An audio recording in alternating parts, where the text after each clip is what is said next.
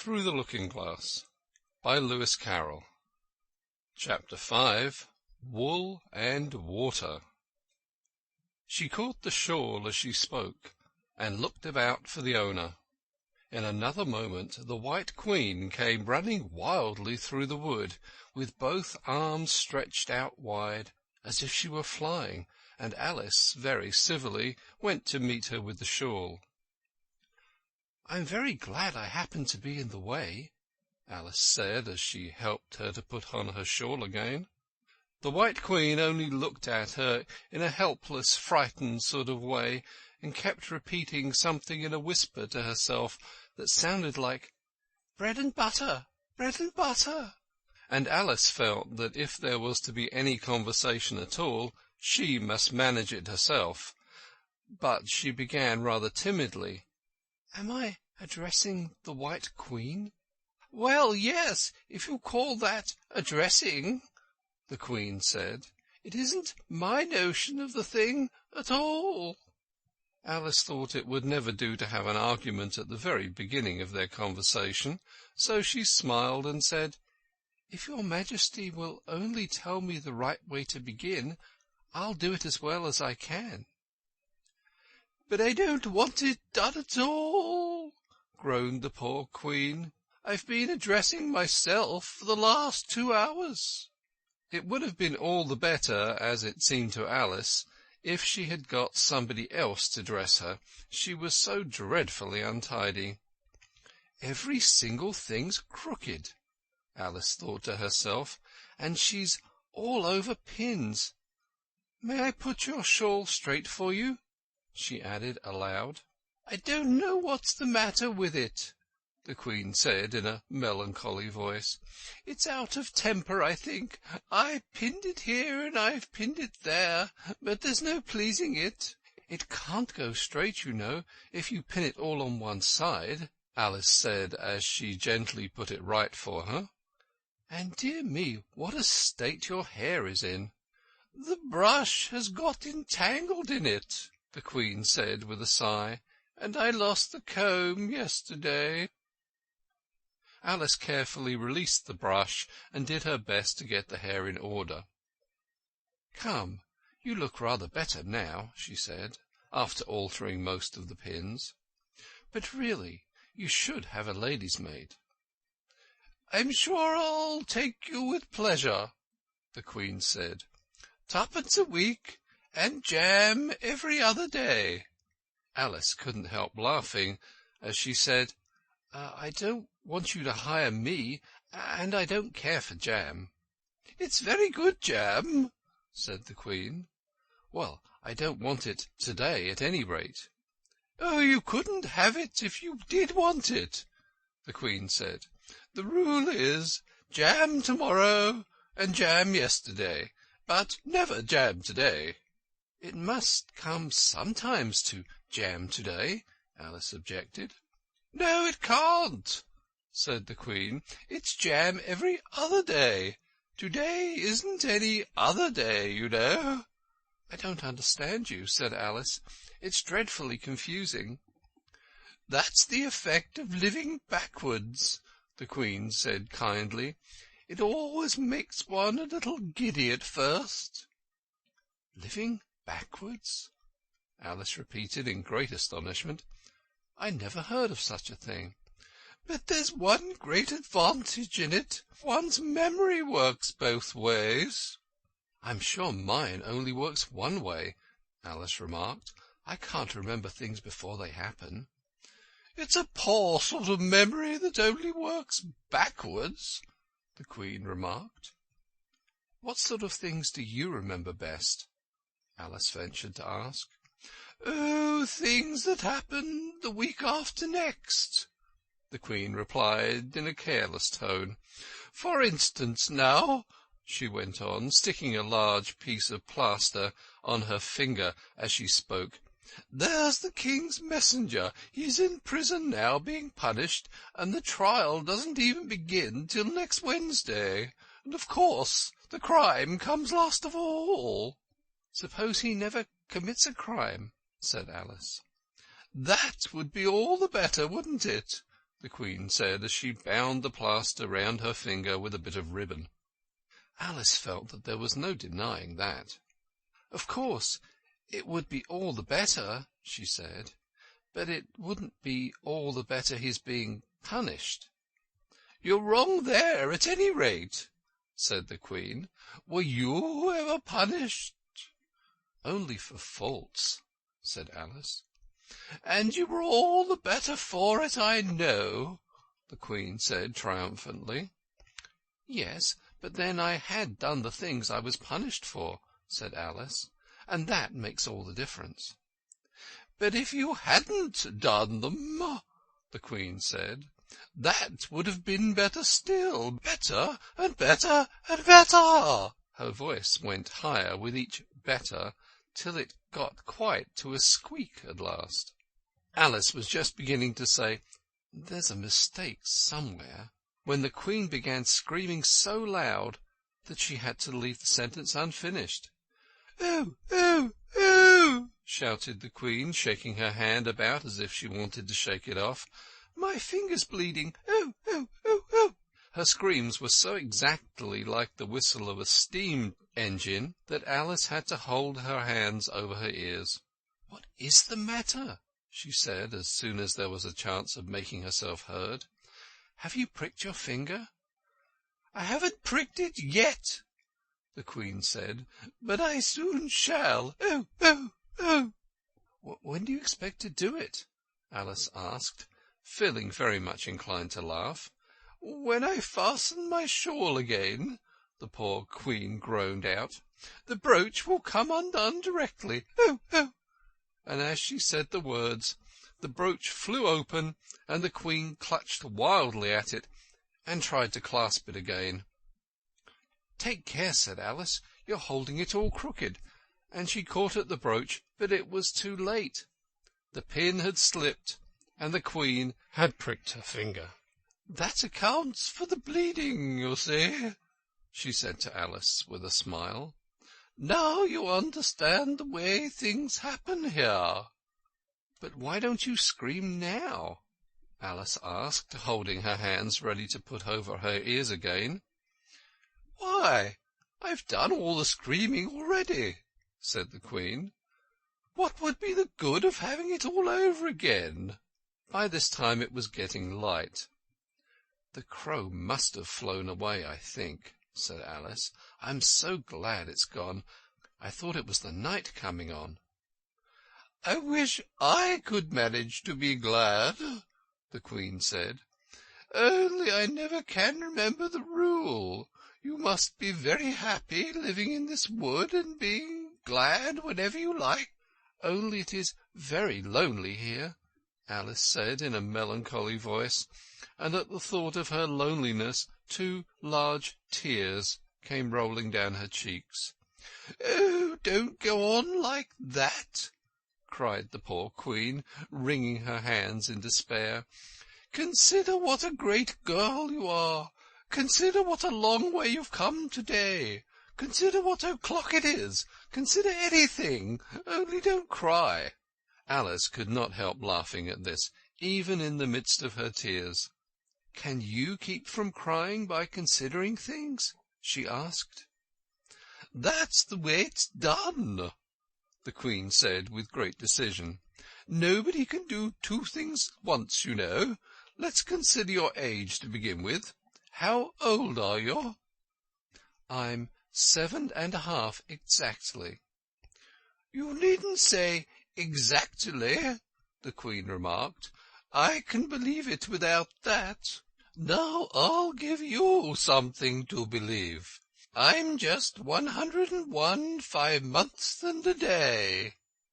"I can't believe that," said Alice. "Can't you?" the Queen said in a pitying tone. "Try again. Draw a long breath and shut your eyes." Alice laughed. "There's no use trying," she said. "One can't believe impossible things." "Oh, I dare say you haven't had much practice," said the Queen. "When I was your age I always did it for half an hour a day. Why, sometimes I've believed as many as 6 impossible things before breakfast. There goes the shawl again." The brooch had come undone as she spoke, and a sudden gust of wind blew the Queen's shawl across a little brook. The Queen spread out her arms again and went flying after it, and this time she succeeded in catching it herself. "I've got it!" she cried in a triumphant tone. "Now you shall see me pin it on again all by myself." "Then I hope your finger is better now," Alice said very politely, as she crossed the little brook after the Queen. "Oh, much better!" cried the Queen, her voice rising to a squeak as she went on. "Much better, better, better, better." The last word ended in a long bleat, so like a sheep that Alice quite started. She looked at the Queen, who seemed to have suddenly wrapped herself up in wool. Alice rubbed her eyes and looked again. She couldn't make out what had happened at all. Was she in a shop? And was that really a sheep that was sitting on the other side of the counter? Rub as she could make nothing more of it. She was in a little dark shop, leaning with her elbows on the counter, and opposite to her was an old sheep, sitting in an armchair, knitting, and every now and then leaving off to look at her through a great pair of spectacles. "What is it that you want to buy?" the sheep said at last, looking up for a moment from her knitting. I don't quite know yet," Alice said very gently. "I should like to look all around me first, if I might." "You may look in front of you, and on both sides, if you like," said the sheep, "but you can't look all around you unless you've got eyes in the back of your head." But these, as it happened, Alice had not got, so she contented herself with turning around, looking at the shelves as she came to them. The shop seemed to be full of all manner of curious things, but the oddest part of it all was that whenever she looked hard at any shelf to make out exactly what it had on it, that particular shelf was always quite empty, though the others round it were as crowded as full as they could hold. "Things flow about so here," she said at last in a plaintive tone, after she had spent a minute or so in vainly pursuing a large bright thing that looked sometimes like a doll and sometimes like a work-box, and was always in the shelf next above the one she was looking at. "And this one is the most provoking of all. But I'll tell you what," she added, as a sudden thought struck her, "I'll follow it up to the very top shelf of all. It'll puzzle it to go through the ceiling, I expect." But even this plan failed. The thing went through the ceiling as quietly as possible, as if it were quite used to it. "Are you a child or a teetotum?" the sheep said as she took up another pair of needles. "You'll make me giddy soon if you go on turning round like that." She was now working with 14 pairs at once, and Alice couldn't help looking at her in great astonishment. "How can she knit with so many?" the puzzled child thought to herself. "She gets more and more like a porcupine every minute." "Can you row?" the sheep asked, handing her a pair of knitting needles as she spoke. "Yes, a little, but not on land, and not with needles," Alice was beginning to say, when suddenly the needles turned into oars in her hands, and she found they were in a little boat, gliding along between banks. So there was nothing for it but to do her best. "Feather!" cried the sheep, as she took up another pair of needles. This didn't sound like a remark that needed any answer, so Alice said nothing, but pulled away. There was something very queer about the water, she thought, as every now and then the oars got fast in it, and would hardly come out again. "Feather! Feather!" the sheep cried again, taking more needles. You'll be catching a crab directly." A dear little crab, thought Alice. I should like that. "Did you hear me say feather?" The sheep cried angrily, taking up quite a bunch of needles. Indeed I did," said Alice. "You've said it very often, and very loud. But please, where are the crabs?" "In the water, of course," said the sheep, sticking some of the needles into her hair, as her hands were very full. "Feather, I say." "Why do you say feather so often?" Alice asked at last, rather vexed. "I'm not a bird." "You are," said the sheep. "You're a little goose." This offended Alice a little, so there was no more conversation for a minute or two, while the boat glided gently on, sometimes among beds of weeds, which made the oars stick fast in the water worse than ever, and sometimes under trees, but always with the same tall river banks frowning over their heads. "Oh, please, there are some scented rushes!" Alice cried in a sudden transport of delight. "There really are, and such beauties!" "You needn't say 'please' to me about 'em," the sheep said, without looking up from her knitting. "I didn't put 'em there, and I'm not going to take 'em away." "No, but I meant, please, may we wait and pick some?" Alice pleaded. "If you don't mind stopping the boat for a minute." "How am I to stop it?" said the sheep. "If you leave off rowing, it'll stop itself." So the boat was left to drift down the stream as it would, till it glided gently in among the waving rushes. And then the little sleeves were carefully rolled up, and the little arms were plunged in elbow deep to get the rushes a good long way down before breaking them off. And for a while Alice forgot all about the sheep and the knitting, and she bent over the side of the boat, with just the ends of her tangled hair dipping into the water, while with bright eager eyes she caught at one bunch after another of the darling scented rushes. "I only hope the boat won't tipple over," she said to herself. "Oh, what a lovely one! Only I couldn't quite reach it, and it certainly did seem a little provoking, almost as if it happened on purpose," she thought, "that though she managed to pick plenty of beautiful rushes as the boat glided by, there was always a more lovely one that she couldn't reach. The prettiest are always further," she said at last, with a sigh at the obstinacy of those rushes in growing so far off, as with flushed cheeks and dripping hair and hands she scrambled back into her place and began to arrange her new-found treasures. What mattered it to her just then that the rushes had begun to fade and lose all their scent and beauty from the very moment she had picked them? Even real scented rushes, you know, last only a very little while, and these, being dream rushes, melted away almost like snow as they lay in heaps at her feet. But Alice hardly noticed this. There were so many other curious things to look about. They hadn't got much further before the blade of one of the oars got fast in the water and wouldn't come out again, so Alice explained it afterwards, and the consequence of this was that the handle of it caught her under the chin, and in spite of a series of little shrieks of "Oh, oh, oh!" from poor Alice, it swept her straight off the seat and down among the heaps of rushes.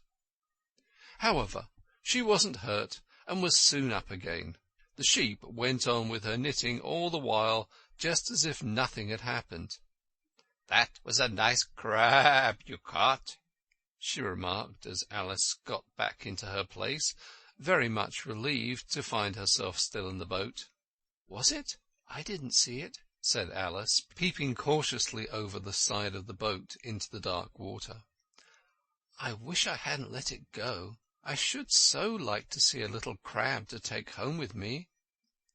but the Sheep only laughed scornfully and went on with her knitting. "Are there many crabs here?" said Alice. "Crabs and all sorts of things," said the Sheep. "Plenty of choice. Only make up your mind. Now, what do you want to buy?" "To buy?" Alice echoed in a tone that was half astonished and half frightened, for the oars and the boat and the river had vanished in a moment, and she was back again in the little dark shop. "I should like to buy an egg, please," she said timidly. "How do you sell them?" "Fivepence farthing for one, twopence for two," the Sheep replied. "Then two are cheaper than one," Alice said in a surprised tone, taking out her purse. "Only you must eat them both if you buy two," said the Sheep. "Then I'll have one, please," said Alice as she put the money down on the counter, for she thought to herself, "They mightn't be at all nice, you know." The Sheep took the money and put it away in a box. Then she said, "I'd never put things in people's hands. That would never do. You must get it for yourself." And so saying, she went off to the other end of the shop and set the egg upright on a shelf. "I wonder why it wouldn't do," thought Alice, as she groped her way among the tables and chairs, for the shop was very dark toward the end. "The egg seems to get further away the more I walk towards it. Let me see, is this a chair? Why, it's got branches, I declare. How very odd to find trees growing here, and actually here's a little brook. Why, this is the very queerest shop I ever saw." So she went on, wondering more and more at every step, as everything turned into a tree the moment she came up to it, and she quite expected the egg to do the same. End of Chapter 5